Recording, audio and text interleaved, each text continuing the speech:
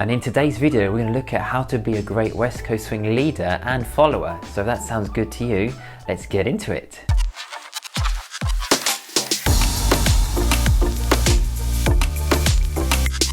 Hi everybody, it's Philippe de Brouwels here, and a huge warm welcome to my channel. And on this channel I help people get better at dance, and I specialise in West Coast swing and solo dance with influences in contemporary, ballet, hip-hop, commercial and so on. I like to post performances and tutorials to help inspire you, and it's my joy to share my passion of dance with you. And I'd like to invite you to subscribe to this channel and to switch on the notification bell to get notified when videos get posted.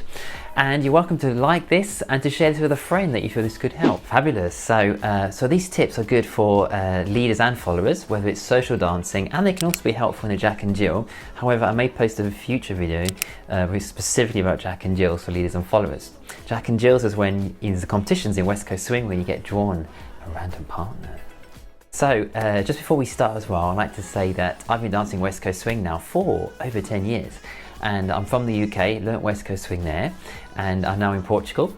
And I was very honoured to have been awarded the West Coast Swing UK favourite male dancer for 3 years. So that was such an honour. So yeah, I feel I have some things I could share that hopefully will help you as well in your journey.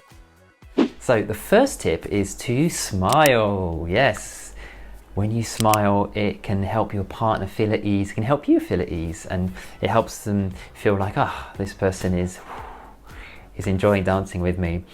So I would suggest to smile to your partner, and if your partner is not smiling, then may not necessarily be because they are not enjoying your dance, maybe they're just in their head or feeling nervous. Maybe other things going on inside their head, so don't worry, it may not necessarily be about you. And when you smile as well, it helps light up the rest of the room as well. When you're at a social dance and everybody's smiling, it's such a good atmosphere. But if everyone's really serious, then the atmosphere might not be perhaps so positive. Of course, when you have serious songs, you may not want to be smiling all the time. But generally, if you feel like the song is more worthy of smiling, then go for it. Why not smile and check in with your partner as well? I'm not saying you have a smile stuck on your face all the time, staring at them, but you might just check in, to the eye-to-eye contact with them, and then carry on dancing. But having a smile a lot of the time is really helpful. Helps put everybody at ease and creates a nice atmosphere. And now, our second tip is to start slowly as a leader or follower, and then start to add in more of your moves or of your things that you like to be more experimental with styling and so on. For example, when you start dancing with a partner, you might want to go into that starter step, ease into it, groove together, have fun checking in. We're dancing with a human being. It's not about moves or what's the latest arm movements I can do, and so on, or pattern as a leader. So you're just going to groove with each other. I would say really enjoy seeing what that person's like, and get on the same page as them. And then you might want to do throw out, not throw in too many complicated things at the beginning, because if we start doing really complex things at the start, you're doing loads of things and maybe the follower feels like they're not following you properly, they might freeze up and get nervous, and then the smile goes away, and then their muscles get tense, and then you start forcing them more, or vice versa. If the follower is doing amazing things and the leader's like, I'm not sure what she's doing, and they might get stressed and the smile goes. So I'd say ease into it, get to know your partner, and if you feel like you start to add things and they're responding well to it, then by all means continue. So that's a good one for the second tip. Very good for Jack and Jills as well, I find. And for our third tip, this is quite a similar one as well, is to not be a move monster as a leader, and as a follower, don't be throwing in loads of things as well, because then you might not have time to connect with your partner. You're just thinking about yourself, perhaps doing loads of moves and not actually necessarily checking with your partner and doing it together, making magic together. So that's a good tip as well, because if you're doing loads of moves, the follower might feel like, I've got to keep making sure I follow this, I might ruin their plans, and then they hold their breath, tense up, shoulders might come up, and then it's just not as fluid and nice to dance. Same for leaders as well. If you're dancing with a follower and she's just throwing loads of complicated things on, not necessarily always following what you was hoping that was going to happen. Of course you can add in her own things, but if it's all the time you're trying to do, you have ideas and every single one is being changed by the follower, then also that can throw you off. So don't be move monsters for leaders and followers. So for our fourth tip, this is a good one. The fourth tip is to accept yourself. Ooh, sounds very deep, doesn't it? But if you accept yourself, so when you dance, I would say you'll have more fun. You might not be having your best dance, and but you're still like, okay, it's okay. It's a journey. I had some good dances earlier. I'm not having great dances now, maybe, or I'm not doing as well.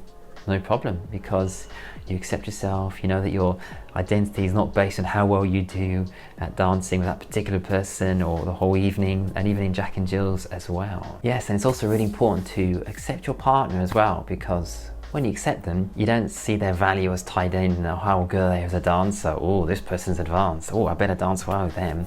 Or, oh, this person's not doing so well. Oh, I'm not giving them much attention. And we can often think of their whole values as a dancer, how good they are at West Coast Swing. So accept your partner as well, and see them as a human being, somebody to engage with, connect with, have fun with, and get to know on the dance floor. And they've got another life outside of dance. That could be they could be a teacher, a lawyer, or professional dancer you're dancing with. So that's just one aspect of their life. So enjoy dancing with another human being and having the privilege of connecting with somebody else. And now for our fifth and final tip is, when you enjoy getting to know the other person, so as what they like, their personality, when you're dancing, be curious. When you're dancing with them, for example, leaders, if you might realize, oh, this person's really sort of playful and fun. Oh, you can really enjoy that, and you can play again. If they're more sort of less playful, but still really sort of maybe very graceful. You can obviously be playful and graceful, but you might notice they're more graceful. You can really enjoy that as well, and you can also play to your partner's strengths.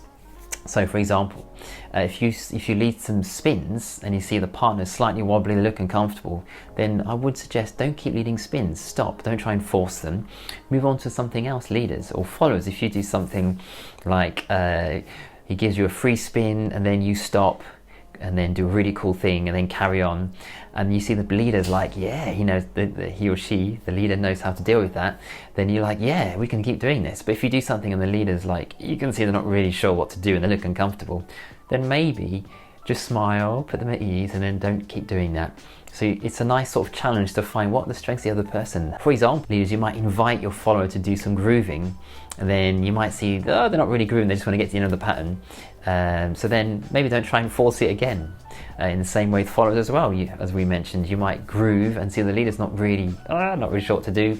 So again, don't force that, for example, and then maybe move on to something else. Instead, you might groove, for example, and then invite your partner to join with you in the groove, rather than just like saying, go, you do something, and then the person's uncomfortable. For example, you might need a right side pass, and then open up the door and invite them to do something and see if they will join you in it or do something on their own accord as well. In the same way as well, I'd like to encourage you that if you're dancing, no matter what level you are, if you are a beginner, novice, intermediate, advanced, all-star champion, you can, even if you're dancing with a beginner and you're more advanced, you can still enjoy the dance because you can connect with the music, connect to that partner, and have fun grooving and adjusting your dance to that partner.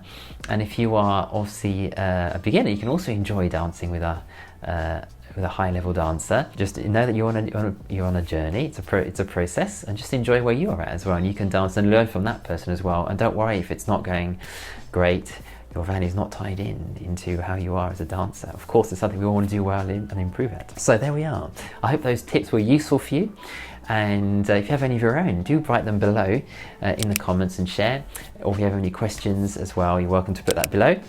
And if you'd like to keep up to date with my tutorials and performances in West Coast Swing and solo dance, do consider subscribing and click on that bell, and to share this video with other people. And all that's left to do is to wish you all a wonderful day. And don't forget to enjoy this wonderful craft of dance and keep enjoying your journey as well in dance. And in today's video, we're going to be looking at how you can be a great great West Coast Swing leader and follower. So if that sounds good to you, let's straight. And the same for leaders as well. If you're dancing with, battery's about to run out.